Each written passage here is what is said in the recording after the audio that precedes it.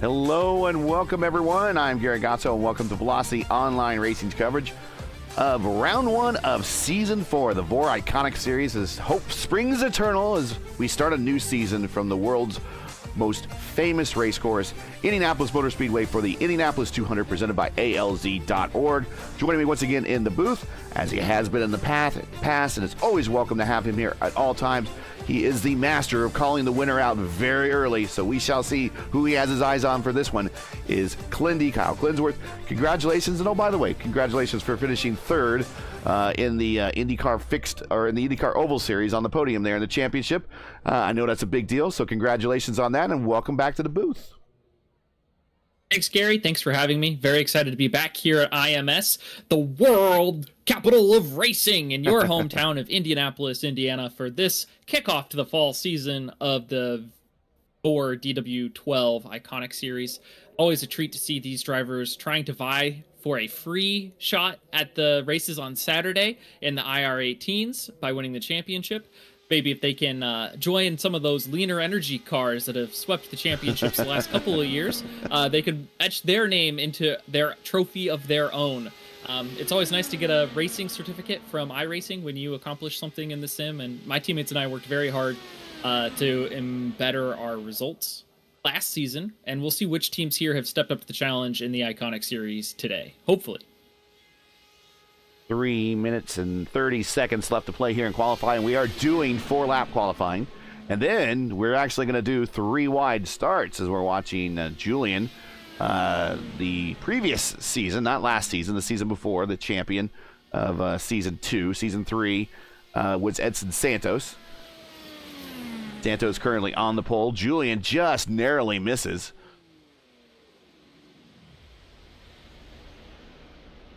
Out there we have Santos, Altena, Maddie Sinclair making an appearance. Welcome, Maddie. P3, Craig Forsyth, Shane Coogan. There's a name I haven't seen in a while. Old nemesis and sometime teammate, Shane Coogan. That Coogan guy. Sounded like Ken Squire up there in the booth. And then we That's got how Eric Jones got his nickname, That Jones Boy. That Jones. Well, actually, Coogan, he didn't get this nickname. It's just what he was born with. It's AJ Foyt gave it to Kevin Kogan when he called Kevin Kogan the Coogan guy for hitting him during the opening or during the coming down to the green flag for the 82 500. He called him Coogan on the air there, and it never would have thought in a million years that later you'd be in sim racing involved with someone actually with the last name of Coogan. But there you go. All things are possible. And I tell you what, this Coogan is way better than Kevin Kogan. I'll tell you that much, at least in sim racing. Shane is won at multiple levels, and he definitely knows how to pilot these cars. As we are about 1:48 here left to play. I think everybody has put in a lap that wants to. Morales, Millward, Strauss, Colley, Gallas, and Bree, I don't think have turned in a lap yet. They're still showing at that default time, 39.739. So Bree is on pit road. The other drivers are not in their cars. I don't know if Bree will be setting any times or is just enjoying the atmosphere of Gasoline Alley. It is an enjoyable atmosphere if you've ever been in it before. Let's take a real quick look at the Season 4 schedule while we have about a minute here left to play in qualifying. And here you go. We are starting at basically 2 races a month. Almost every other week, I think, is the way it's being planned out right now. Then we'll start off with Indianapolis 200, then we'll move to Nashville in 2 weeks. Then after that, California, and then Pocono. And then we'll move to Kentucky. We'll do Legacy Phoenix, the proper Phoenix, thank goodness, for Round 6. Round 7, Michigan. Round 8 will finish in Lost Wages for the Las Vegas 200 and December 13th, just before Christmas. And that will wrap up this 8-race season for the ICONIC Series.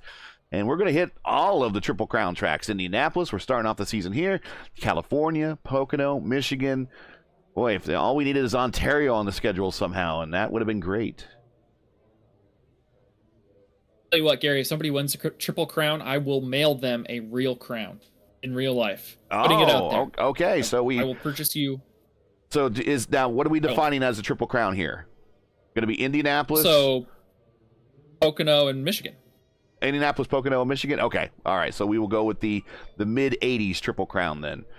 That works for us. And win all three, you'll get Klendy's crown. I'll ship it out to your house. Win Klendy's crown. Actually, I like that. I like that campaign. Win Klendy's crown. See, it's hard to say.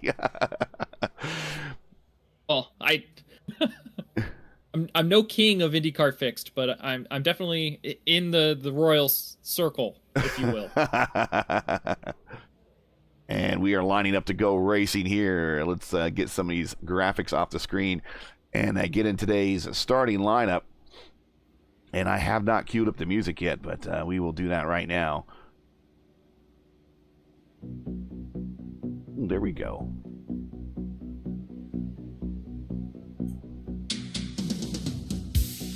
Now, they will line up in rows of 3. But we will show you here the starting lineup graphic anyways, which will show you rows of 2. Keep in mind that we will show rows of 3 eventually here. So here we go. Your starting lineup for the Indy 200 presented by ALZ.org. Santos on the pole, followed by Altena in row 1. Row 2 is Sinclair and Forsyth. Row 3, Coogan and Silvazzi. Row 4, O'Sullivan and Christensen. Row 5, Doshenko and Chinvenvelde.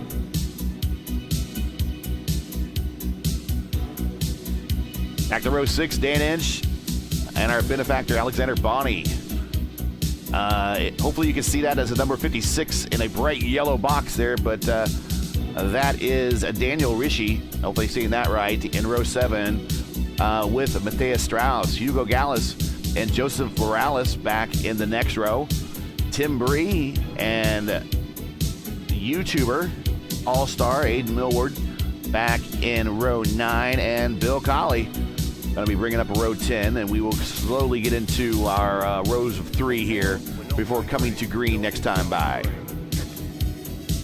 So the cars you are going to want to watch are anything that's a native multiple of 3. So position 3, position 6, position 9, position 12, etc. They will all be the outside-most cars in each of their rows of 3. Maddie Sinclair will be the first of them. I fear, personally, that if you are in one of those spots, you are subject to lose anywhere from 2 to 4 spots in the opening 2 corners of this race, because you have a poor line going into the first 2 corners, and if there's traffic beneath you, if anybody jumps the start because it's going to be a little more hectic, a little more chaotic than normal, the people on the inside are going to have a big advantage because the leader goes first. Who gets to see the leader going first? Everyone else in the lower lines. So the outside line will have a delayed reaction time and a poor line. So if I'm Maddie Sinclair, I'm going to do everything I can to jump right when Edson Santos goes. So that way I don't get passed by 4th, 5th, and maybe even the people who start on the inside of row 3. There you see the weather conditions, track temperature 104, ambient temperature 75, very humid, 85%. Wind right now is still showing as light, I believe. Is that the actual wind number? 1 mile per hour? In sim, I am getting a 1 mile an hour wind to the south or southwest. Yep, okay, we're correct. We are correct there. That's about half a kilometer per hour from anyone tuning in from the rest of the world, not America land. So, to take you back in time, it used to be in the old configuration of Indianapolis before they added the pit access roads down on the apron area, that the car on the outside actually had the best shot at leading lap 1. Because of the way that they were able to enter turn 1 going with the way that turn 1 was configured without that little bit of grass strip there and the rumble strips down at the bottom. But that was back pre-92. Last race that we had like that was 92. Back that 92 race was a chief reason why that you see those lanes there, is that made the profile into the turns a little bit more less abrupt. And then, of course, if you were down on the apron, you would pretty much hit the wall perpendicular almost all the time. This way, you would at least get side blow glances when you come off the wall. But we're getting ready to go green. Never mind what I'm saying. I'm not an engineer. Here we go, going green. Defending series champion and race champion on the pole.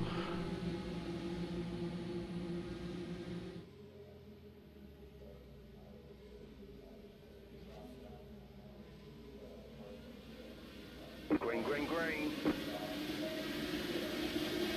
Pretty clean by all accounts.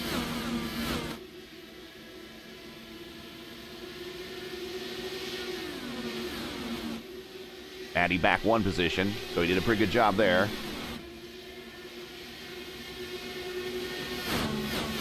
And Shane actually picked up a spot. He's well, I guess he's 6th. He didn't lose any spots. Started 6th, running 6th. Hey, he's taking a look down to the inside, going to the 3.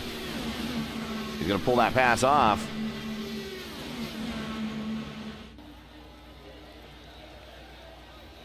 Waiting to see him come out of 4 here. But Matthias Strauss did not take the green. He had a technical issue and has just now connected back into the session.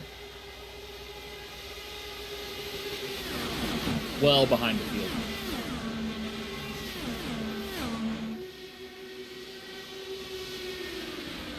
Leader is Santos, then Altena, Sinclair showing him now back to 5th.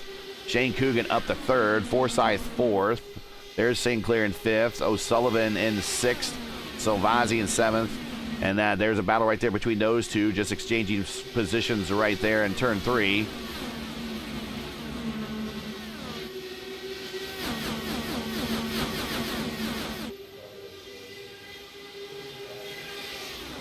I heard this is not going to be a pack race today. Yep, this set's a little bit different from what they ran last season.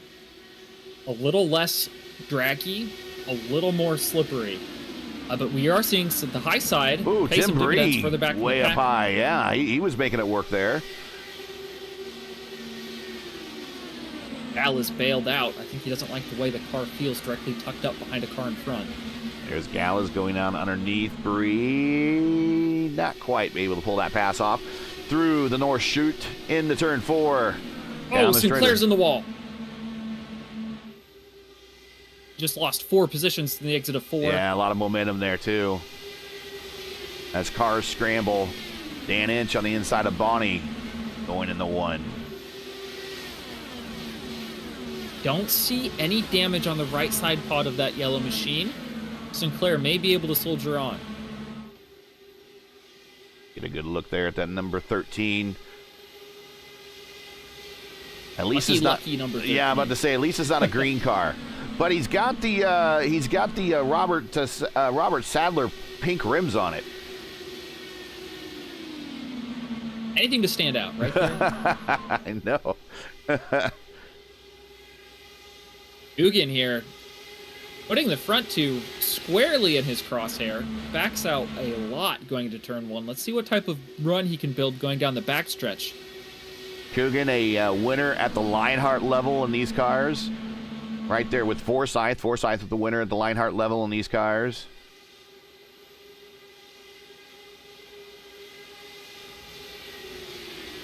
Everyone orderly and single file down the backstretch. 5 of 80 on this. Don't know where you are. A little overcast here in Indianapolis, but whatever you have, wherever you are, it's a beautiful Friday afternoon. Here comes O'Sullivan to the inside of Forsyth. Oshinko. Whoa! That was a surprise pass. Someone wasn't paying attention. That was going to be a wreck.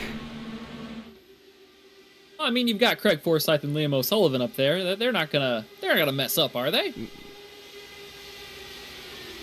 Everyone's human, but that is an odd place to try to pass someone on the outside while someone else is trying to pass someone to the inside. I tried to pass Craig at Gateway a couple of weeks ago in Indy Open. That dude is a robot. He's very, very good. Remember, he's got his own YouTube channel he needs to entertain, so He's out there racing everybody hard. And I'm sure his equipment's no worse for the wear because he's got his 4D racewear gloves on. Not going to mess up his wheel with any sweaty hands. All right, 4D Racewear. Sponsor on the side of that Forsyth era livery. No relation, he says, but he'll take all the credit of Forsyth getting back the Long Beach Grand Prix and make sure IndyCar stayed there. He said, I'll take all the credit for that. I know it's early, Gary, but talking strategy here. If drivers can stretch their fuel to 26 whole laps, because I know they run a reduced fuel cell here. Yeah. They would be able to complete the race in one fewer stop than everyone else. Yeah. That'd be a 2-stopper versus a 3-stopper. And that's what I want to remind. 26. Go ahead. But no, go ahead. You're getting the important stats in there. I think 26 laps is an ask, a very big ask, especially with how spread apart these drivers are. They're not able to roll out of the throttle to 50% on the straightaway without giving up a ton of time. Yeah. And you cannot change the fuel map in this car. Everything is fixed. Yeah, so the key stats here is they got 5 sets of tires, 1 in the car, 4 in the pits, 85% fuel, which is approximately 15.7 gallons. Most of the other IndyCar rules are still adhered to, so we got the IndyCar wave around rule. There are pretty specific... Oh, Tim Bree shooting to the inside down the backstretch. Looks like he got out of shape coming out of turn 2, had a lot of understeer. He just kissed... Ooh, he smacked the outside retaining wall. Again, I'm not seeing any damage on the right-hand side of that side pod.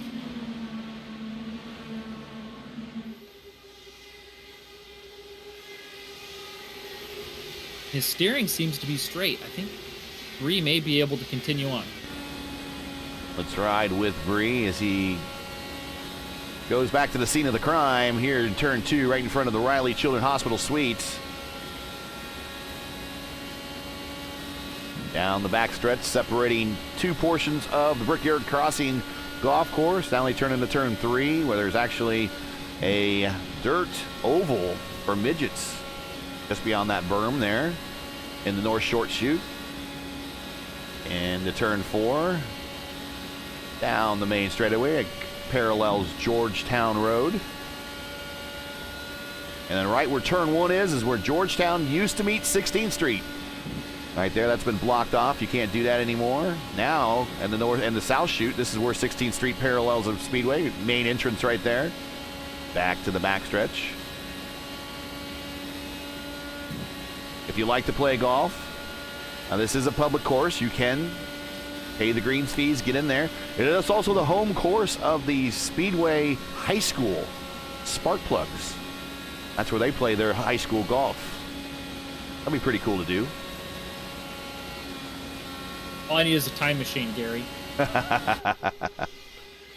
Back up front, Julian is your leader by about a 1/10 now, 2/10 over Santos, as we're kind of getting into a bit of a rhythm. Although this battle for 4th, 5th, and 6th really seems to not lit up at all. Yeah, O'Sullivan's tried the inside on Forsyth 2 or 3 times, and just from the wash from Coogan hasn't been able to make it stick. I'm sure Devchenko really likes seeing them 2 wide. It would allow him to make a 3 wide pass, which I know he's anxious to try. Seen him pull that move a couple times in this series. He would try it too. He has no fear.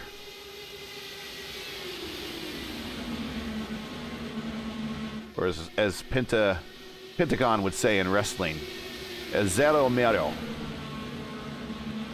No fear. Zero fear. Zero fear.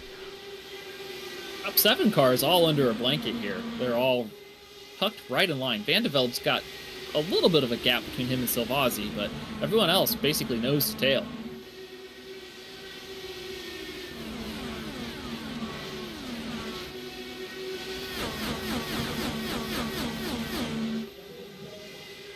Now what I'm wondering is if Julian is going to start helping his teammate further back in line. If he, for example, runs the white line down the backstretch and no one anticipates it but Liam, Liam, if he has a run, could position himself to clear Forsyth before the turn 3 marker, just because he would be able to shift down for that snake before anyone else.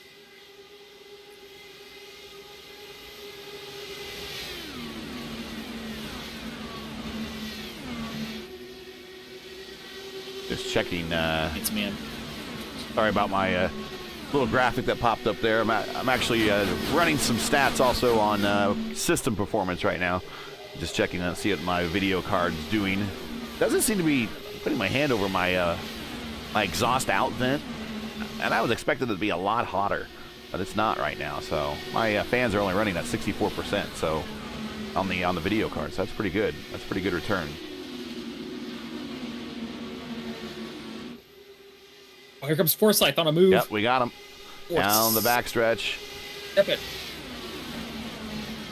Altenna goes around Santos. Yeah, they've been swapping it back and forth now.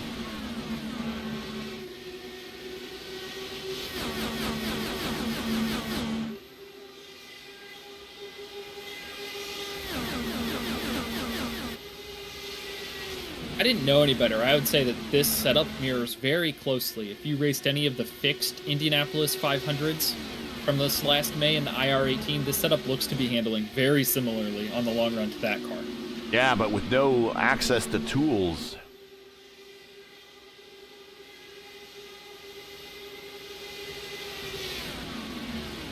I mean, you got the only 3 tools you really need, Gary. You've got your right foot, your left foot, and your hands. Left hand, left foot, right foot. Yep.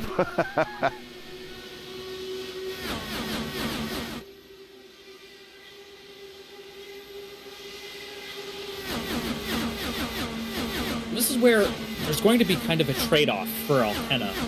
He's had clean air the majority of the race, so his tires are going to be in better shape than everyone else's. However, he has less fuel, so if he's trying to make that 26 lap number, which is 9 laps away still, he will be the most hard-pressed to make it that far among all the front runners.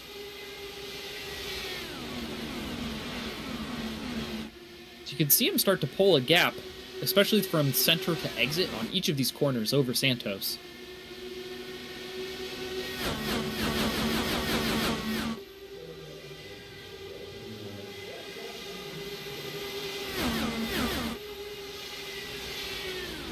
Biggest gainer right now is Millward, up 6.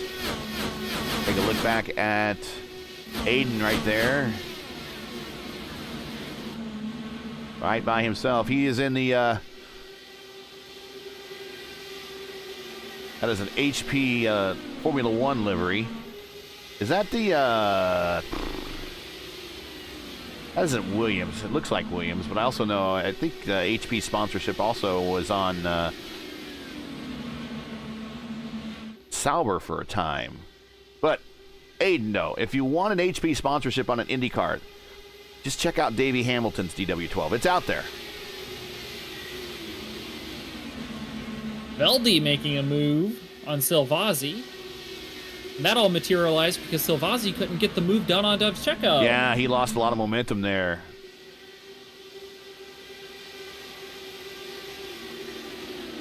The double blade sword, right? You're trying to move yourself up and you end up losing a spot. Well, we're getting about Fails 5 to 6 laps away from Window's pit stops. When do you think the window really opens? Does the window open at 20 then? You think for everyone that if they want to do that would be a 2-stopper then or a 3-stopper? 20, 40, 60, then home? It'd be a 3-stopper. If I'm anyone on the track right now, I go as long as possible, just because if you do get a yellow at the end of this cycle, we're still pretty close takes together. That Yep. save out of the question. Still pretty close together. That could happen. If you enjoy Velocity Online Don't Racing, use a lap if you're... go ahead. No, you're fine. No, I was just going to do our promo, but if you got something intelligent to say, that's why I have you here. Well, you know, Gary, not everything I say is intelligent, so take that with a grain of salt. But if you're the top 5, top 6, you will not lose a lap hitting. So long as you're within 5 to 7 seconds of the leader, if you execute pit road cleanly, you will exit on the tail end of the lead lap.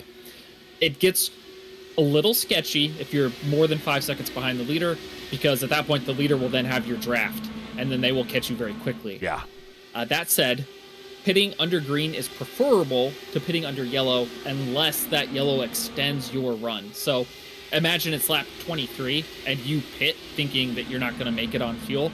If you could have done lap 24 by saving a little bit throughout the entire run, and a caution comes out at the end of lap 23 or the middle of lap 24, you're going to make it to lap 25. And then the fuel save is no longer really a question for the rest of the race because you got those extra 2 or 3 laps in on the first stint.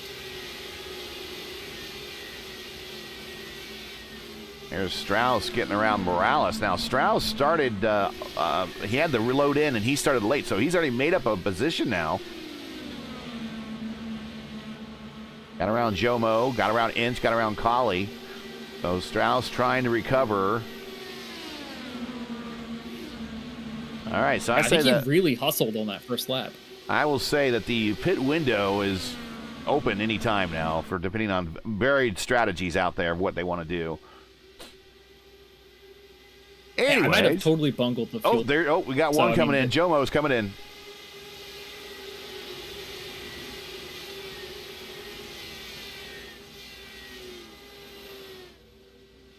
Trying to get a good shot. No apparent damage, so no, this is probably a fuel stop. Scheduled stop.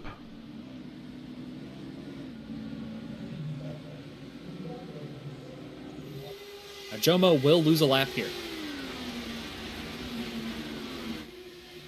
If you're enjoying Velocity Online Racing's coverage of the VOR Iconic Series and you respect the stream, please do us solid. Make sure you support us by subscribing. And while you're at it, don't forget to smash like and ring the bell so you don't miss out on future VOR iRacing broadcasts. And I believe we might even have one later today from Indianapolis qualifying. And then tomorrow at 1:30 p.m. Eastern. Is that what you have on your calendar, 1:30 p.m. Eastern? Yes, sir. We have the VOR, and here comes Jomo out in front of everybody. He did make it out in front of everybody. But that is the VOR Season 12 Indy 500, the 12th running. And we're going to go 500 miles, 200 laps tomorrow in the Indy cars or the IR18. Here comes Julian, pit road right now, lap 24 to 25. And coming with him is Dashinko. That, in my estimation, is 1 to 2 laps short of being able to cut a stop out. They're going to have to splash and dash or save aggressively for the rest of the race in order to cut a stop out. Yeah, you know, we're 25 laps into this, and if I have to pick someone that I know that's probably fuel saving, I'm going to look at that light blue, baby blue number 99 and P3.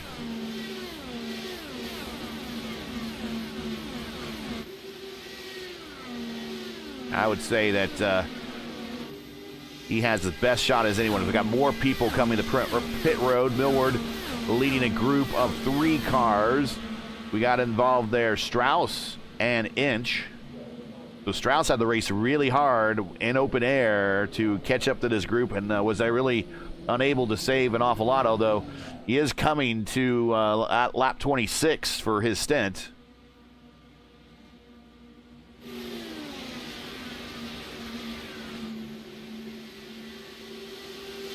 The problem for the rest of the field. Yep. Santos has caught the draft of Jomo, and no one else really did. Oh. And so here they come. Everyone else to pit road. Everybody else to pit road. I don't think anyone stayed out. Liam did. And Silvazzi. And they're both in each other's draft still. Or at least Silvazzi's in the draft of O'Sullivan. Now, these 2 will be the only 2 that I know will make it with 1 fewer stop than everyone else. Oh, and Inch is out in front of his teammate. Might he be able to help him out here a little bit?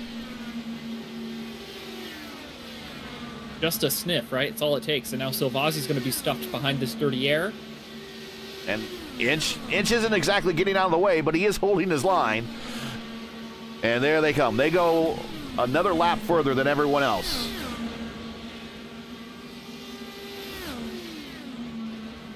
Now, Altena's passing the rest of the field that just pit. We'll kind of see who did better under the green flag cycle. It looks like Santos did.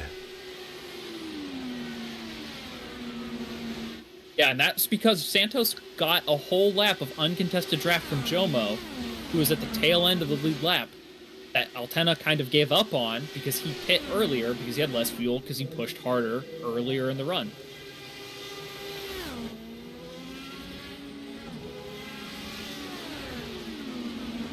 They're those cars that went out, stayed out longer, coming off pit road. There's O'Sullivan, yeah. He'll probably cycle in at the tail end of the leaders here. Probably 7th or so. I think O'Sullivan's going to have enough of the draft to help keep up with this group. He'll be in probably about 5th or 6th. Ooh.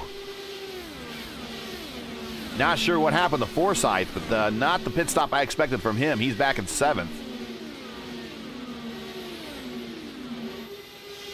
Sullivan being side by side with Fjordor is exactly what he needs to see in order to catch back up.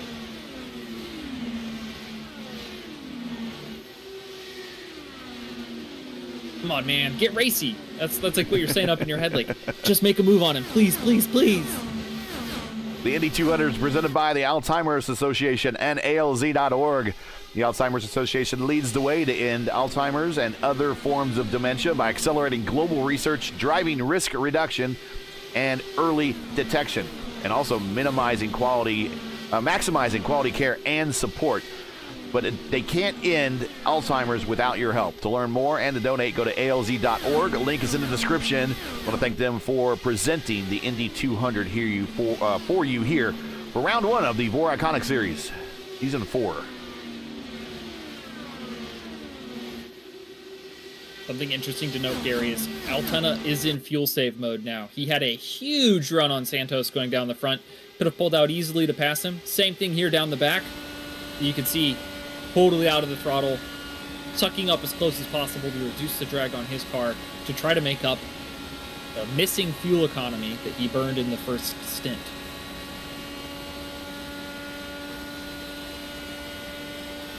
Yeah, watch Julian just gets right up in, then you hear him roll out of it going on the 1.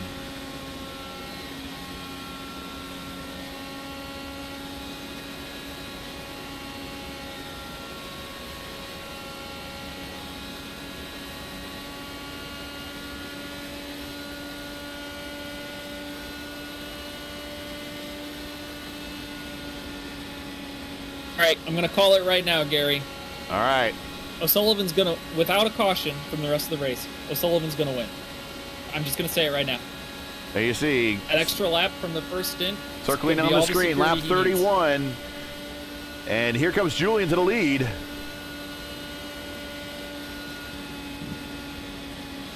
You heard it. Lap 31. O'Sullivan is the pick. There he is back in 6th.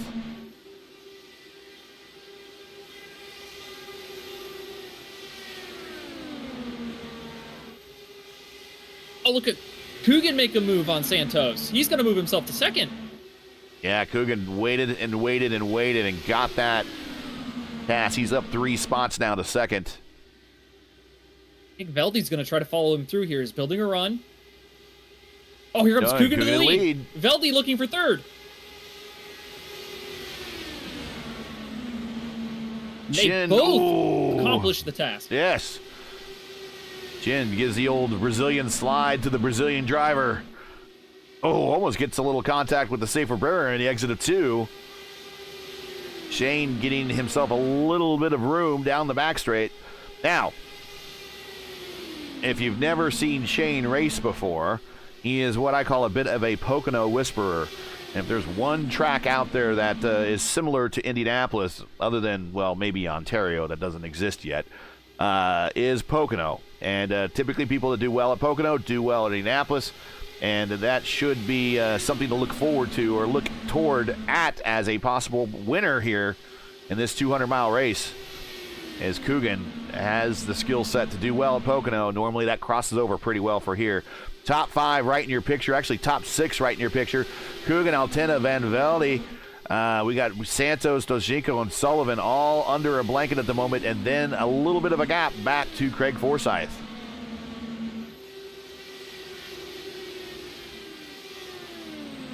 Biggest gainer is still Millward, up now 8 spots. He's entered the top 10. I'd also like to apologize to Mr. Van de Velde. I'm pretty sure it's Van de Velde. My overlay was just showing Velde, which is like the name of a dealership near my hometown. But with the Vanda in front, I'm 100% sure it's Van de Velde. VDV. That is VDV. VDV. Like we call Alex Van de Santa VDS.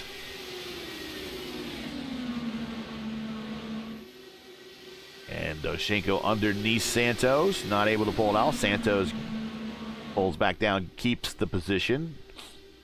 And O'Sullivan loves to see that. It's twice the size of the hole of air right in front of him, right? Yeah. Allows him to stretch out those MPGs, get even better economy.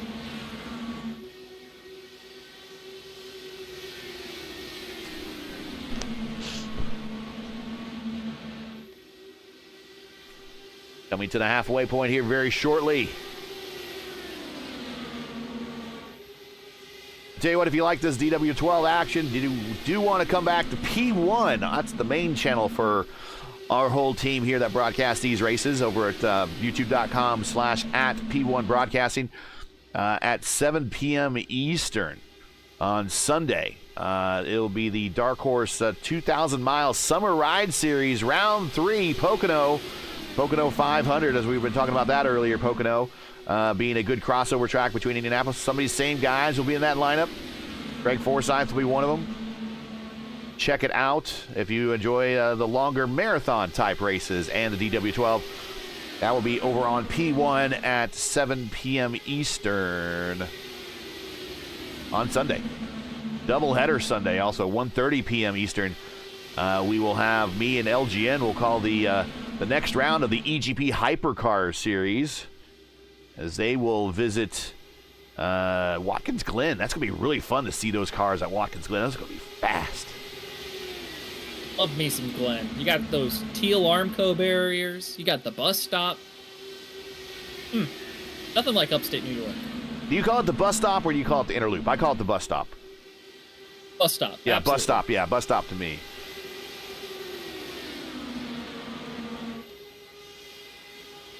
Inner loop gets a little confusing because you could refer to the entire boot or like the boot cutoff. Right. Either of those as an inner loop as well. Exactly. Right? Yep. So.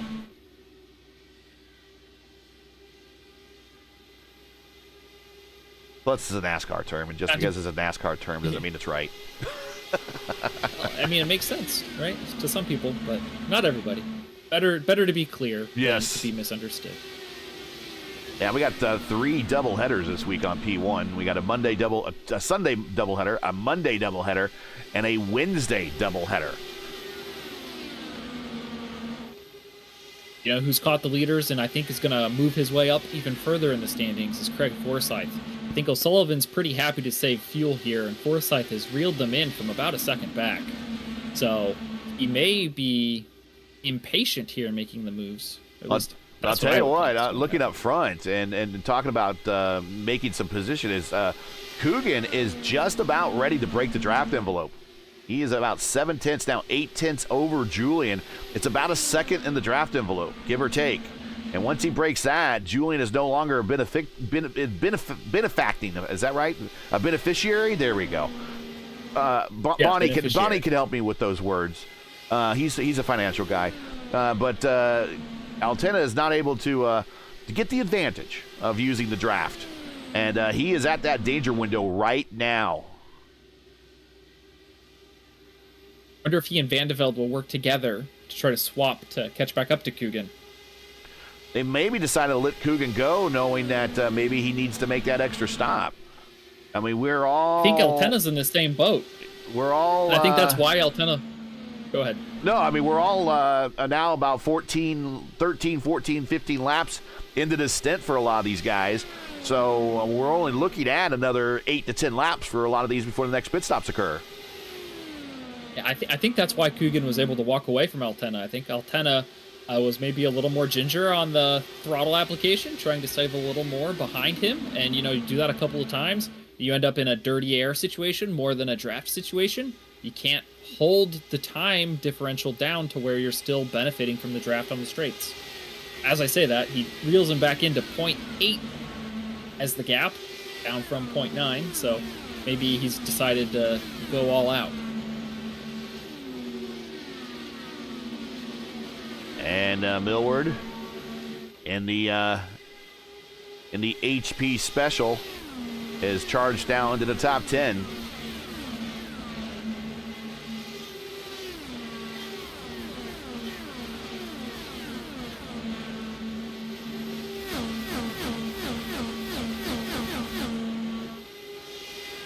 Bonnie coming to pit road. It's a little early. Let me see if he's had any issues.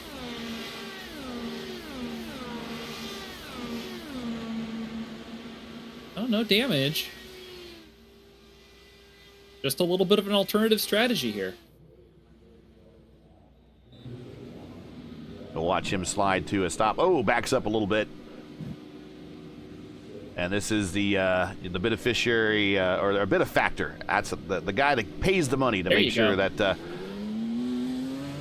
puts the DW12 series on the air for the Velocity Online Racing League. IFS Personal Financial Planning. Of course, they specialize in helping their clients make the most out of their savings with holistic financial planning, tailored to their specific needs over the course of their lifetimes. On an average, they've been with their clients for over 20 years, helping them navigate the complexities of investments, the uncertainties of markets, and the ever-changing legislative landscape. You want to contact this guy right here, Alexander Bonney, at alex@ifspfp.com. ifspfp.com. And that's his email address, or just hit him up in the Discord. He'll be happy to help you out. He just rejoins now. 2 stops for the race he's done, but he still needs 1 more to go to distance. If his stop had been, if he had not slid through his box, Gary, he'd be right on Silvazzi's bumper right now. Maybe between Silvazzi and Forsyth. And then maybe he could use his fresh tires to rip through these leaders and get some of that time back and be on the tail end of the lead lap. I just don't think that's going to happen here. He's just got too much track to make up to put himself in that position. He's just going to have to hope that this cycles through green, and by the looks of it, I think it will, so he doesn't get trapped 1 lap down and forced to take the wave. I've been told that he has racing blood in the family, so we won't reveal who that is. I will give a hint to say they are a former Indy 500 winner. Allegedly, in the family.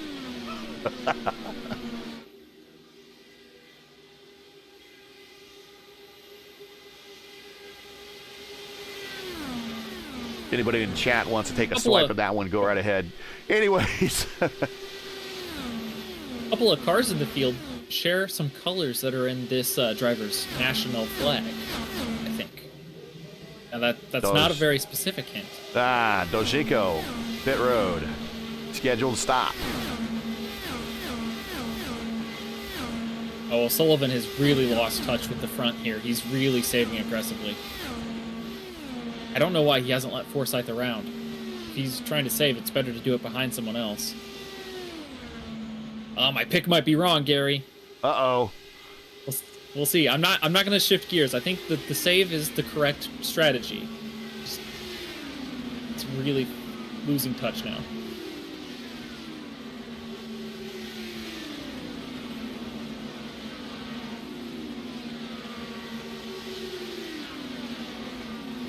That whole group staying out 1 more lap. Julian to the point over Coogan.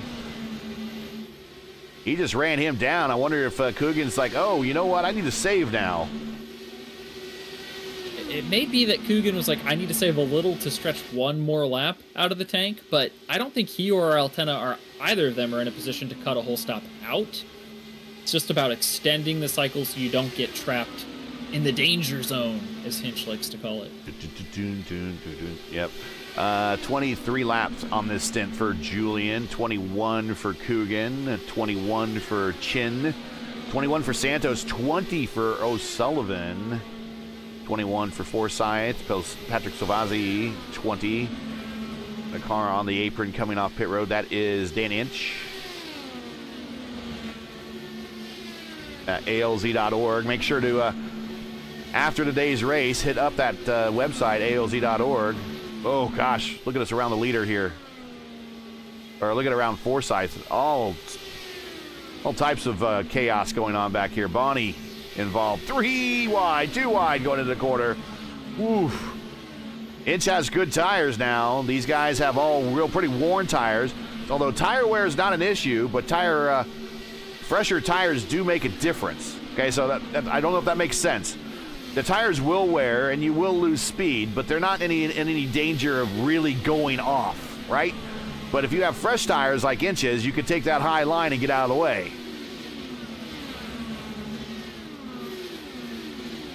Yeah, it's not like Homestead or some builds of Michigan or Kansas. Hot days on the track. A little bit of tire temp you have. These tires are really hard. They're meant to last a really long time. You're maybe a tenth and a half, 2/10 faster with clean track on fresh rubber. It's not really noticeable at a circuit of this size. Here's another battle up front now. We got Chin going around Coogan as Altena on pit road. Scheduled stop. Is he going to have to stop again? Yes. I believe so, yes. In order to get home, everyone needs to get to where, you think? 50... 55? 55. 55? I would say, yeah. Here's Chin getting around Hugo Gallas, who just came out of the pits. Nobody in that lead group going in. I think you can go 25 full push pretty easily. Got Millward, Strauss, and that is Tim Bree hitting pit road there.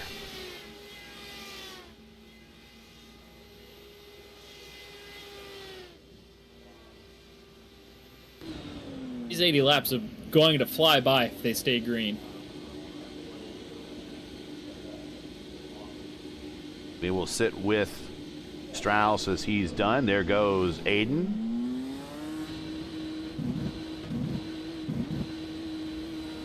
Van de Velde and Coogan both in. Coogan making up a ton of time on Van de Velde. Yeah, that is a classic Lionheart strategy is get pit. I mean, when you pit, you absolute last moment getting to those cones. Old habits die hard. Santos is still on the track. He's coming to lap 54.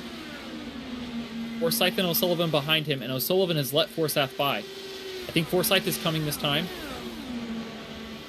Santos has himself a 4-second lead. Here he comes to pit road. And here comes Craig Forsyth. He's coming to pit road. But O'Sullivan staying out. Now, I think O'Sullivan will not need to save on this last run, but other drivers will. And that's where he's going to have to make up that deficit he gave up in the middle of this run to catch the drivers who just pit. So Forsyth and Santos, they will be able to make it with a save. I don't think Altena can save any amount to make it. Same with Coogan might be able to. It'll just be very tight. And Van de Velde, that is. And Salvazzi in the middle of a Altena Autosport sandwich there. Oh! Did he smack the wall? Oh, and he loses it coming to pit road. Did he smack the wall with his right rear? That was really close. He did.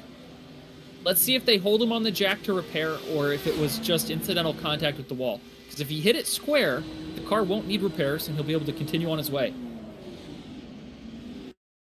Sullivan right on his mark. Let's watch this here real quick. Coming to pit road. Call the pit stop. We're watching the replay of what happened when Salvazzi came to pit road. No damage. They let him go.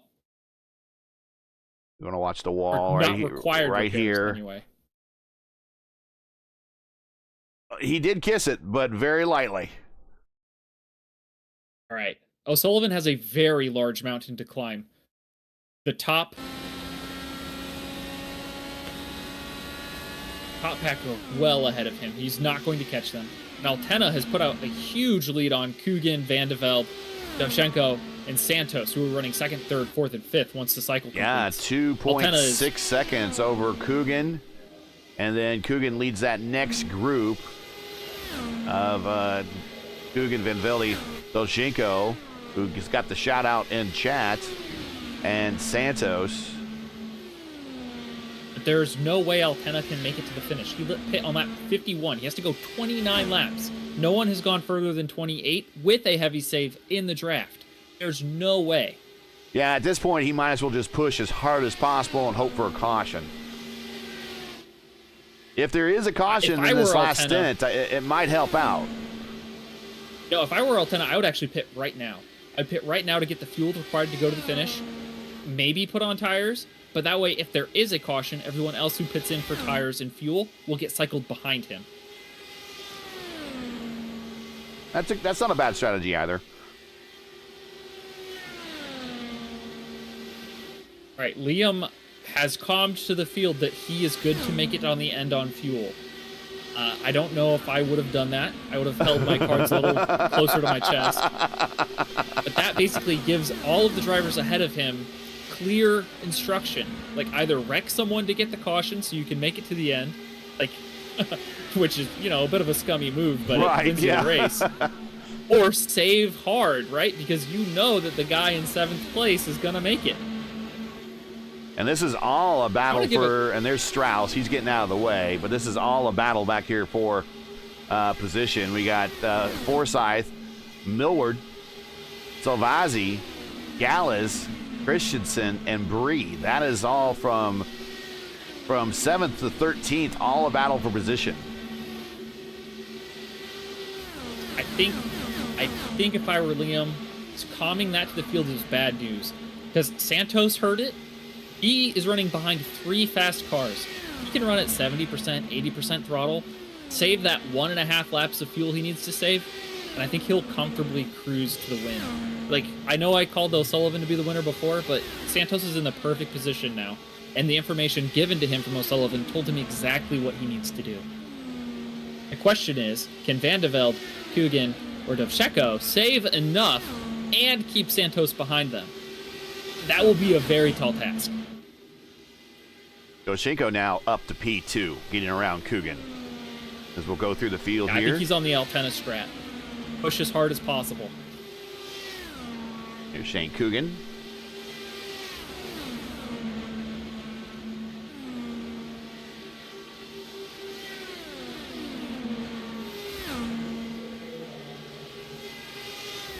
Notice that Santos did not choose to go with the number 1 for this season. He had the option to. He decided not to. Stick with his normal number. I would never run the number 1 car. It just comes with so much pressure, so much expectation. Strauss in 6th. That's not a bad recovery for someone that had to start due to in pit road due to a DC. No, it's incredible. Here's Liam O'Sullivan, Forsyth.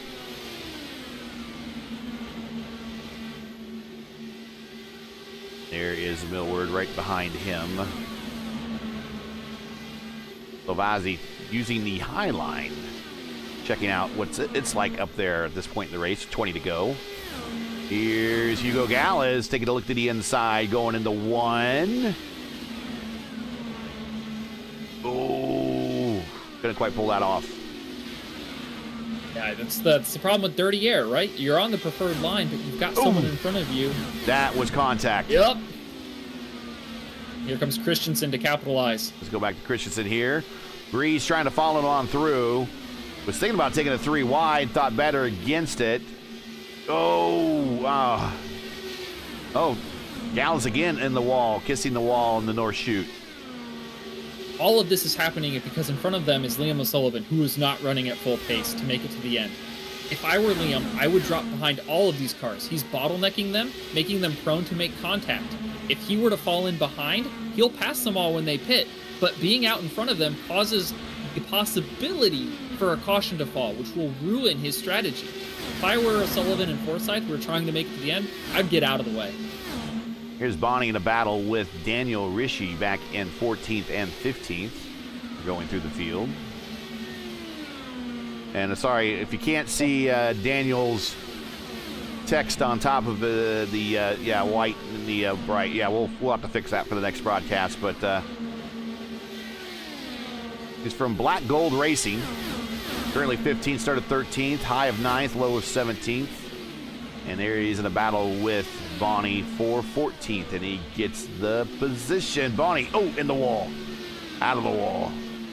Dan Inch, back of the ALZ.org car.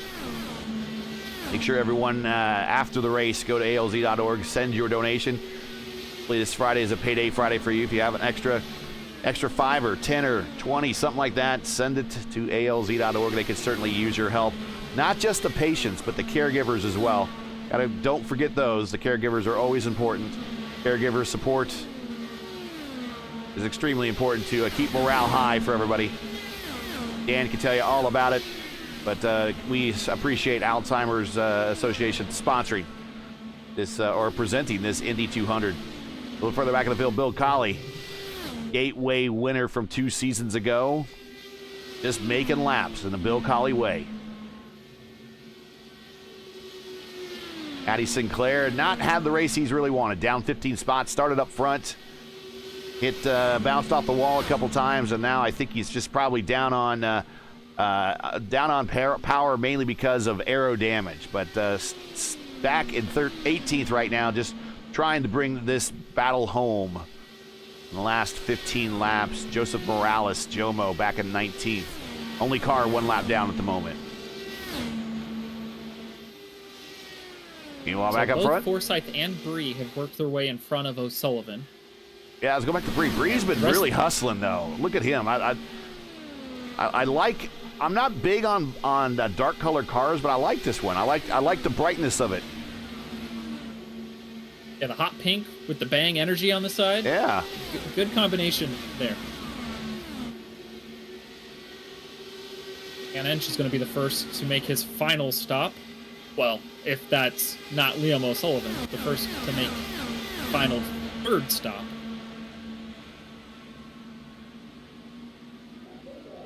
Well, this is final stop for Dan Inch. I would wager a lot of money that it will be fuel only. I wonder, does he send the teammate in first? And then maybe they time. I don't know how you time that. That's really hard timing. Send a teammate in first, have them come out, and then you pit, and then you try to find your teammate, and I don't know if that's even possible, right, at this point in the race. Well, that is what Indica Scarlet did.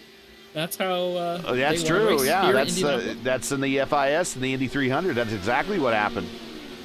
She had a little association help there from Dakota DeMaid.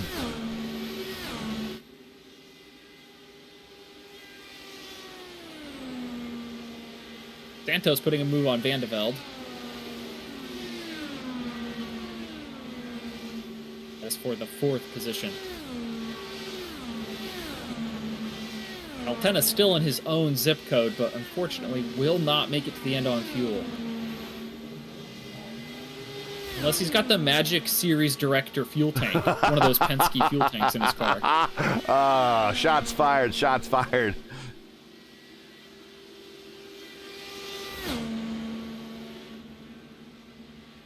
We'll do a full reset once everyone makes possible final stops.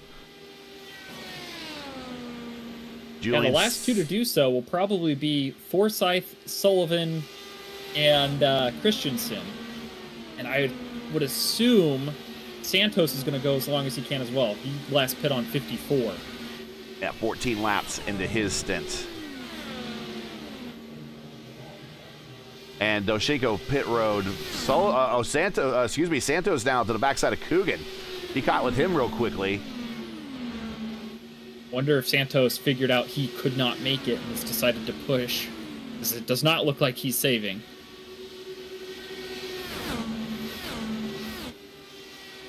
I think if he steps out on Coogan here, that's definitely confirmed. Either he's made his number already, or he knows he can't. Well, one or the other is true. Oh, Coogan in the wall! Oh, Coogan in the wall!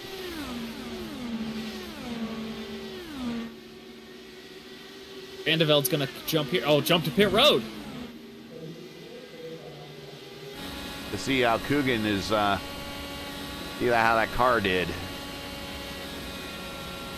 Had a great day. Even if he has a little damage now, it shouldn't hurt him too much. There's not much time left in the race.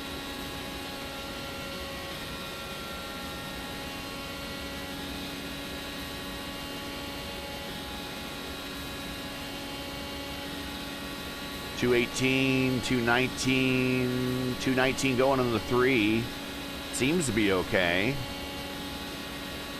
Just lost a second and a half or so. Millward's coming in this lap.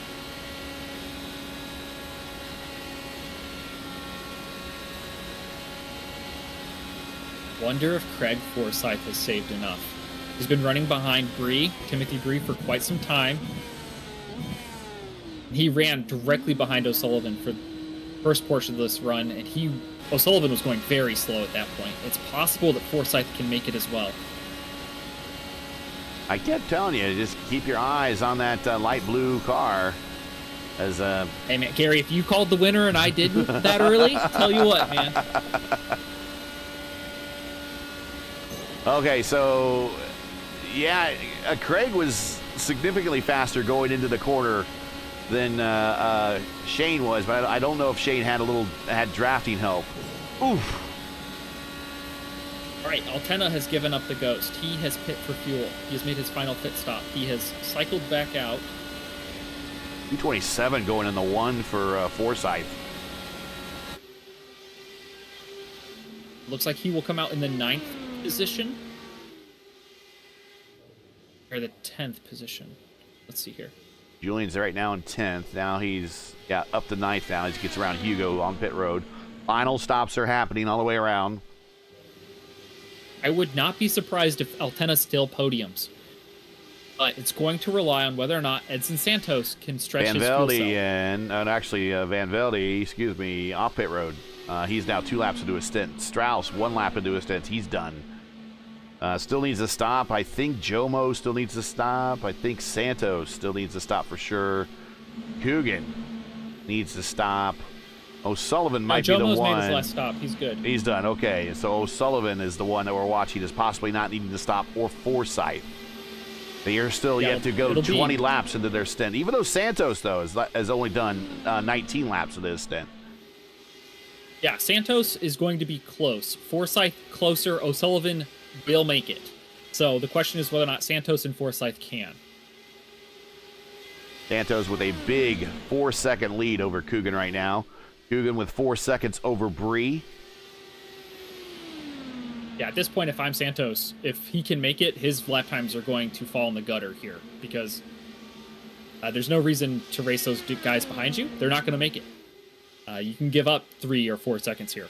6 laps to go. Once again, if you're just joining us, you're watching Velocity Online Racing coverage of the opening round of the Season 4 VOR ICONIC Series, coming to you from Indianapolis for the Indianapolis 200, presented by ALZ.org, where last year's Indy winner and series winner, Edson Santos, is your leader with currently now about 6 laps to go. We're inside of 10. Make sure to smash that like button, subscribe to the channel so you don't miss out on the next race, which is tomorrow. You'll be joining myself and Clindy and Ryan Eric King as we call the action for the 12th annual VOR Indy 500. Not actually 12th annual, just the 12th running of the VOR Indy 500. Full 500 miles, 200 laps tomorrow with the IR18s. Very important round of that championship. That's tomorrow, 1:30 p.m. Eastern. This is getting down to, as we say, witching hour, and the pay window's open. 6 to go. Now 5 to go for Edson Santos, defending series champion. I'm riding on board with him. I don't think he's saving fuel. So, like I said just a few laps ago, he is either good to go or not even close. So, we'll find out here very, very soon which of the two it is.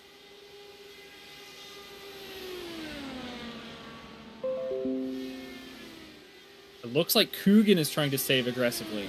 Interesting.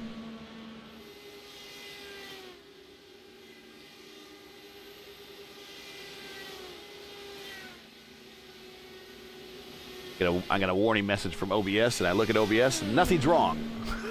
No drop frames, nothing.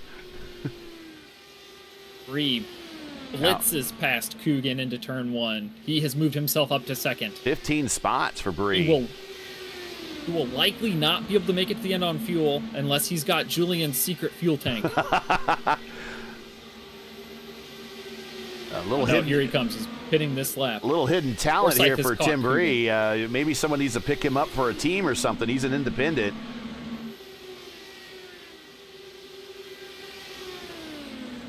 From Team Upstate, but I don't think he has any teammates here in the league. Coming to pit road, final stop for him.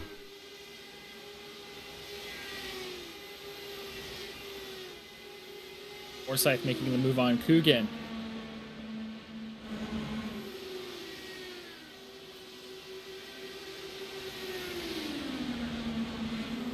Three to go. I think Santos has got it. I think he can make it.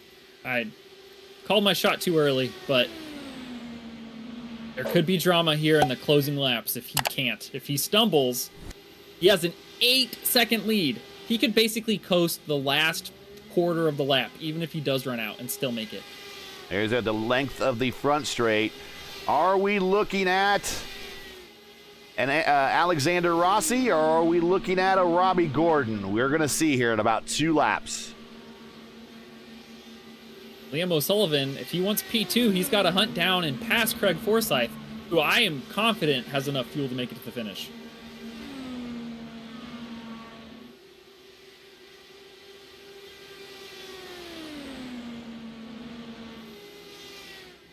Santos needs to go 27 laps to finish this race.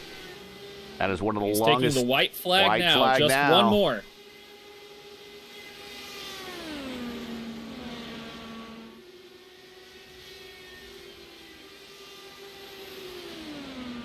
Through 2, safely through 2, off the wall. He's going to have, actually he's going to be able to use the draft from, that is Rishi coming on to off of pit road for a splash and go for himself to get to the end. Getting around the lap traffic safely at 3, no Hildegard issues here. And into 4, and boy, he can coast from home from here. The more things change, the more things stay the same. Edson Santos wins again at Indianapolis.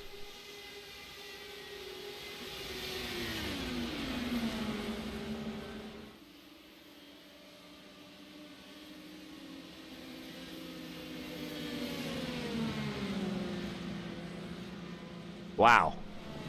What a final stint. Edson Santos saved a bunch of fuel. Well, I mean, he saved just as much as Forsyth, but Forsyth got to hang out behind O'Sullivan, who was running 70% throttle for a handful of laps.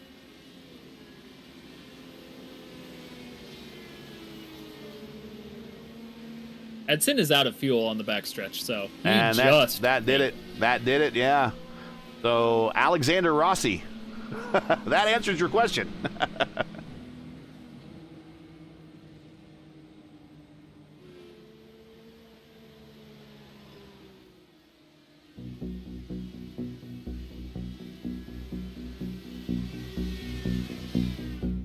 think it is incredible that he ran a majority of those laps in clean air without losing time to the field.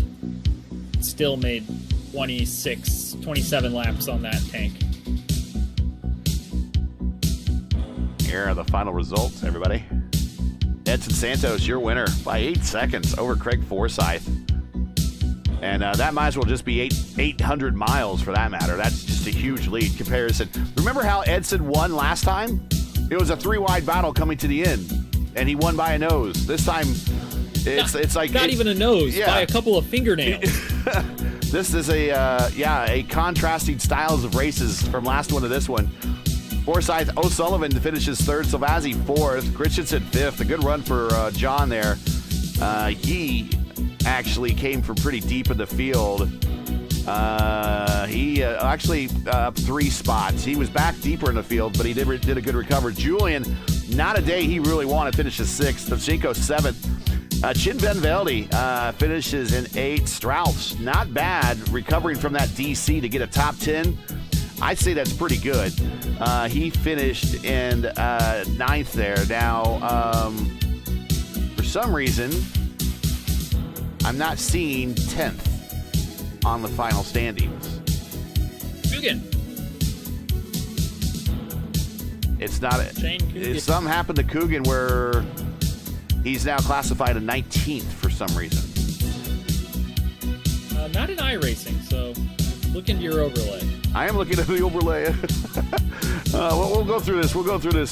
We'll give unofficially credit to Coogan for 10th, but for some reason he's now classified at 19th. I don't know if there's a late penalty or reached the limit, or I don't know. Next page. Let's go here. We got Daniel Ricci 11th, Sinclair 12th, Millward 13th, Tim Bree 14th. Good run for both Millward and Bree. Millward finished 5 spots better where he started, along with Strauss, who finished 5 spots better where he started. But they were getting closer to the 10 range as the race went on. And if it wasn't going to turn to a fuel mileage race, it would have been a better finish probably. Dallas 15th, Inch 16th, Morales 17th, Bonnie 18th, showing Coogan in 19th. Not sure what happened there, but Collie 19th. Also classified there at 19th, so I'm not sure what happened there. All right.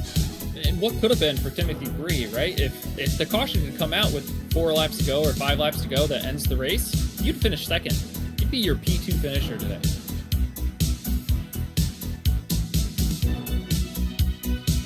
Let's get some... Okay, Gary, I think I know what may have happened to Coogan. Coogan ran out of fuel coming to his last pit stop and towed from 4 or 5 pit stops or pit stalls short of his box, which is a very short tow. A very, very short tow, but I don't know if that's against the league rules. Because after that, he got his service and got away.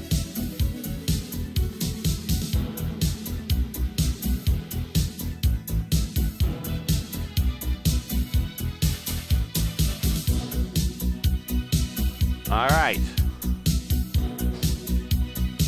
Let's get into the interview room here and see anybody would like to speak to us.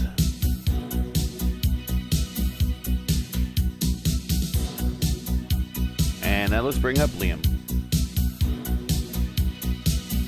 Liam, welcome to the podium. Great way to start the season with a podium finish here at Indianapolis. But the massive fuel save... Quite wasn't as massive as you thought it was because someone else beat you on a massive fuel save. Yeah, well, I don't know what Edson's putting in his car to do that. We'll find out soon enough. We're going to ask him. Yeah, me, Craig, and John Patrick, we all thought we were pretty nailed on for we're the ones fighting for the win, and then Edson did what he normally does, which is do something different to all of us and leave us wondering how he did it. So, again, we learned a lot, which was the main goal for this race, coming into tomorrow where I'm on pole, to what I can bring into that race. That was probably a bit more of a different race than I expect to run tomorrow, being up front.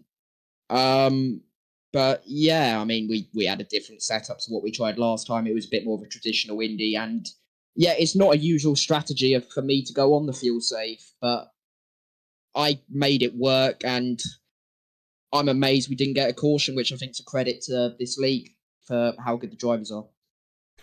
Talk about the difference, and I'll let Clinty ask the next question, but real quick follow-up is the difference between this race, and of course the last race of last season was also here, and it was a remarkably different style of racing in a completely different finish. Last time, I think Santos wins by 0.08 or something like that. This time, he wins by 8 seconds. A vastly different race than the last Indy race that we had here. Did anything that you learned from that previous race carry over, or just because of a different setup, everything that you from the last race kind of went out the window? I mean, last race we did before this, it's a very confrontational race. You have these incidents 2-3 wide constantly. You're looking left, right hand side of you. That was kind of peaceful, but then you get trapped into, that's how you hit the wall. Trying to go on the fuel save, you switch off, you whack the wall 2x, you're done. Mm-hmm. That's why it's sometimes easier to just go full push, which is why you will always see more people try and do that. But we pulled it off. But like I said, there was not much we could really kind of glean from that race. But then it's kind of how everyone traditionally runs an Indy race is what we just saw today. Yeah. So everyone kind of knows what they're doing, and it's everyone kind of knew, okay, these can make it. You know in advance from the amount of Indy races we've done that last time was an anomaly. We had, I think, 2 cautions, which really changed the strategy. Mm-hmm. Whereas this, I mean, no one expected it to be caution free, especially I think we had 1920 cars, which I think is one of the biggest DW12 grids we've had in a while. And to have that and go caution free, as I said before, it's a testament to the league. Go ahead, Clendy. Absolutely. Hey, thanks for showing up, Liam, and showing us how it's done. I have a question for you about your comms. With about, I think it was 17 to go or maybe 15 to go, you told everyone to not crash. And as a driver, I immediately knew that you were good to go to the finish on fuel. You think tipping your hand to maybe Forsyth and Santos let them know that they needed to save just a little bit harder, so because they were racing you for the win rather than doing whatever they had planned to begin with? My message was we had basically 3 wide all the way back in the pack. And I mean, it was a bit of a jokey message, like, because everyone at that point, even if we got a caution at that point, people like Julian still would have probably had to pit because you saw how early some of the guys pitted. It probably still would have worked out for us. But it's obviously the way it panned out was better for us. But it was getting, obviously on a fuel save, you put yourself in amongst guys you don't tend to race. And then there's lots of checkups in the pack. It causes accidents more often than not. But it's, again, as I said, everyone held their line and it was a good race. And I'd say that was a big help to the setup that we ran, which I think is something we'll see similar to tomorrow, where, I mean, helpfully iRacing decided to kind of make it a lot more difficult on setups for this season onwards. But yeah, it's, again, it's more of a warning and a kind of jokey comment more to everyone. Like, I had Matthias kind of weaving a few laps in front of me, obviously trying to help Patrick. And I had a few things going on around me. But again, going on the fuel save, you put yourself in the pack, you put yourself in the risks by going on that strategy. Excellent. And then obviously you're familiar to the booth, but you've got shout outs, sponsors, friends, family, anybody you want to say hello to while you're here on the mic? Yeah, I want to say thanks to the whole team, Altona Autosport and VOR, especially Julian. Along with that, Alzheimer Association for sponsoring today. Please go and donate, or at least have a look into the charity and the work they do. IFS Financial Planning for all the support they provide the series. It's a massive help from Alex for all that he does. And say hello to mum, dad, grandparents watching. Hope you enjoyed the race. Again, another P3, my kind of traditional podium but not winning slot. But I'll win tomorrow at Indy and we'll get that crossed off. Love the called shot, my guy. Best of luck tomorrow. I'll be rooting you on in the booth. Yep, thanks guys. Take care. Out there just talking a little trash. Just kind of like, Larry Bird and Magic Johnson out there playing one-on-one. You're like, I'm going to talk some trash and see if I can back it up. So that's not a bad strategy out there, really. But careful when you talk too much trash, as then sometimes you might anger somebody later when you don't realize it. But good finish. I like it. Let's get down to the next driver for the podium interview. And that is Craig Forsyth. Here he is in the booth, Craig Forsyth. Man, once again, you were my pick, sir. You made me look semi-smart this time. You didn't get the win, but I don't think anyone really expected Santos to go as long and as far as he did on that tank of fuel. But I said if there's anyone out there that's got a chance at saving fuel and getting the dub here, I mentioned you very early on, and it almost panned out that way. Yeah, no, I that first pit stop of mine was god awful. Yeah, what happened? I still don't know. I was so timid. I had Shane in front of me braking into the going into the pit lane, and I didn't want to hit him, and I over braked, and so I think by the time I got out of the pit lane, I'd lost like 3 seconds, and I was just like, oh my god, my race is over. And so then I put my foot to the floor, and I'm like, I'm gonna have to burn fuel like mad to catch back up to these guys. And then as soon as I think it took 10 laps to finally get back up to them, and I was just crying in fuel the whole time. And finally got up to them and just went into max fuel save as much as I can to try and stretch it out. And the numbers were just flickering back and forth, saying that it was going to be possible. And then, I'd lost so much time. I mean, Edson was so good through the traffic, but still able to, to extend his run. And then he came in. He and I both came in on that final pit stop, but of course I was 8 seconds or 7 seconds behind him. And I'm just like, well, I'm not going to be catching him, but I'm pretty sure I could make it at this point. And then it was a matter of between myself and Liam when we, who was going to put their foot down first and go for it. And I think it was with like 5 or 6 laps left that I was like, all right, we're going for it. And we luckily got through. Go ahead, Clindy. Yeah, Craig, well, way to go. Way to manage that right foot. I know the last run, you were behind Liam for a good portion of that run, and he was running, obviously, at 85 or 90% throttle down the straights, which allowed you to make up that last little bit of fuel, but it also let somebody else, or a lot of other people who were on the extra stop strategy and maybe had been a little bit behind you on pace, race all around you, 3 wide, cut, and make a lot of aggressive moves there at the end. What was going through your mind when you saw some of that helter-skelter racing going on? Sadness. There was nothing I could do. On the second stint there, I mean, it was I was hitched to Liam. I knew, at that point it was like, this is what it is. We with the fuel number so on the margin, I knew that, the guys that were just going, if I followed them, they were going to end up pitting, 5 laps earlier than I needed them to. And that was going to leave me in clean air for those final 5 laps, which would lose me that 1 lap of desperately needed fuel. So there was nothing I could do until, it was the final lap of the last pit stop where it was like, all right, I can't make any, I can't save any more fuel than this. I went around Liam and just tried to get as much distance on him as I possibly could. And even with that, he still came out in front of me, or right beside me, I think, on the next cycle. But it was like, okay, now I'm just going to make him use his fuel and hope he runs out and doesn't have the ability to challenge me. Well, you executed it masterfully there, my friend. Yeah, for sure. Great job.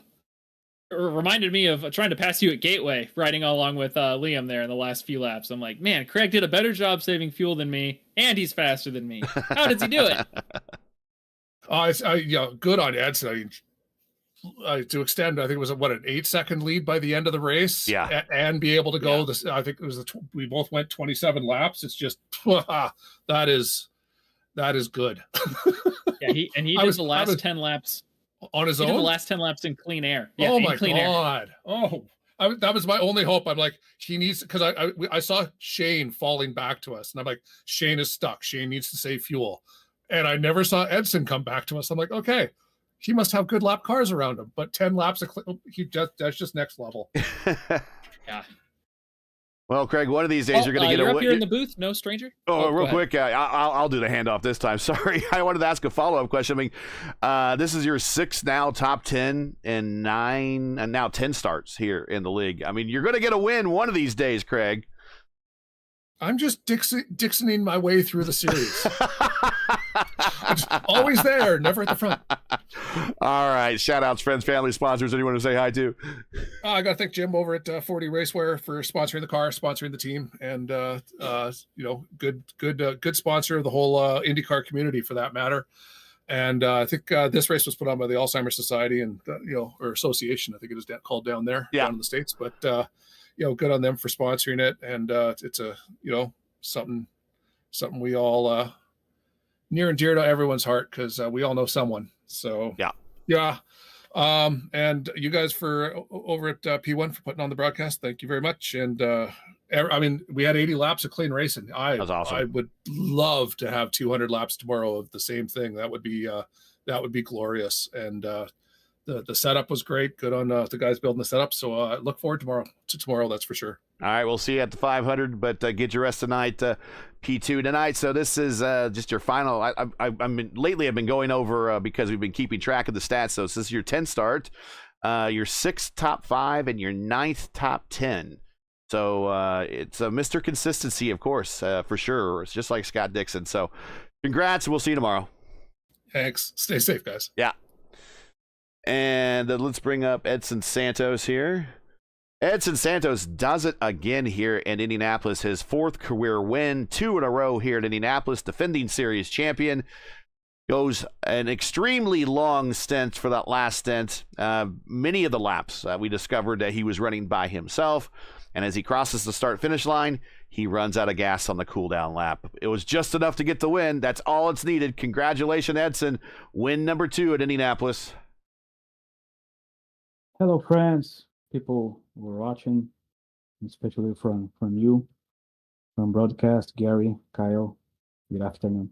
Yeah, once again here. Wonderful to start a new season, defend the title, and with another victory. So, who doesn't like to race and win in Indianapolis, right? Right, exactly. Well, talk about how did you save that fuel? I mean, you were racing by yourself for the last 10 laps. You really weren't drafting off too many people per se. How did you manage to make that last stint last so much longer than everyone else? So, Gary, here today because of the fuel tank capacity and the length of the race. Mm-hmm. You have an economy race, a saving race, and it could only work if there was a vacuum in front, cars in front, to save fuel until the point to complete the race.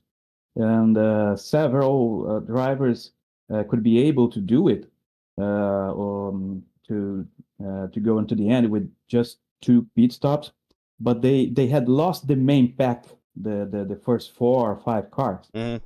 And so I was hitching this guys, keeping with them and saved, and I did this in all stints, first, second, and third, until the lap 67, 68, a little bit more than a half of the last stint. I was sure I could accelerate 100%. There, my concern was, so maybe the guys in front of me, if I'm not wrong, Veld and Coogan, there's 2 guys. Mm-hmm. Sorry if my pronunciation of the names is wrong. You did all right. You did all right. Yeah, nice. And they could also have saved enough. And so I thought, again, a test. I will overtake them and see if with better tires I can keep the lead and maybe open a little bit difference gap with 1 or 2 seconds enough to win. And so when I realized they had no fuel because this gap, it was increasing. One of them hit the wall when I overtook him.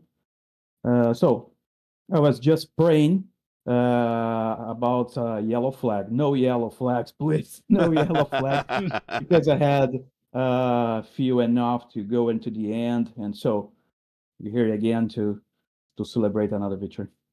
Go ahead, Clendy. So, Edson, I have a proposition for you. You are now the sole driver eligible to win Clendy's crown this season. If you win at Pocono and at Michigan, I will purchase and mail to you a crown engraved with the achievement, the accomplishment in the season. So best of luck to you at Pocono and at Michigan. I'll be rooting for you, but my wallet will not be. So congratulations to that. And I want to let you know that you've done an incredible job racing in this series, and you have inspired me and my teammates to race harder and better at tracks like this in fixed sets. We raced against you a few weeks ago at Milwaukee, and I had to introduce the rest of my teammates to how incredibly talented and lethal you are. So just know that you're making waves in the community in more ways than one, and you've caught a lot of people's eye. So congratulations yet again on another victory, backing up your championship, and know that you have earned the respect and the admiration of your competitors. Oh gosh, man! Thanks for the words. I really appreciate it. So I'm testing and trying to increase my my driving every day. So I can accept your challenge about Pocono in Michigan. I'll be there. I love this tracks. And so if you let me, and I'd like to praise Julian for the setup. So the setup was excellent, great, so much better than the last season. I don't know if he's gonna change the setup for Pocono or Michigan, but here with less downforce was pretty nice to run. Really, I love this the setup. So if you guys let me, I would like to send a warm hug for all my teammates from Linear Energy here in Brazil. Some of them watching the broadcast. Well, congratulations. Absolutely. And, yep. Yeah. And I bet they're no problem. I bet they are very proud of you. We got to get Rafi back here. It's been a while since we've seen him in the car we're racing with you, but defending series champion, starting off the next season right. Hoping to go back to back, just like you did in Indianapolis with the series championship this season for season 4. Congratulations, and we will catch you at the next race here in a couple weeks. So go celebrate. Yeah, thank you very much. I will be there. See you guys. See ya. Wow, that whole last stint was pretty epic from him. He still didn't really explain how he managed to save it, but he did it. I mean, he crossed the finish line, and then proof positive that he didn't have anything, not much of it left to spare. Runs out of energy, and the leader energy car runs out of energy as it's coming on the cooldown lap. Yeah, I mean, doesn't matter how you did it, just that you did it. Yeah. Right? Maybe the leaner energy guys are putting some sort of extra lean energy into the fuel cell. But, I'm sure the Altena detectives will be checking that car thoroughly in post-race to make sure nothing awry was afoot. Real quick, we'll just put up the Seasons 4 schedule, let you know where we're going to be at next.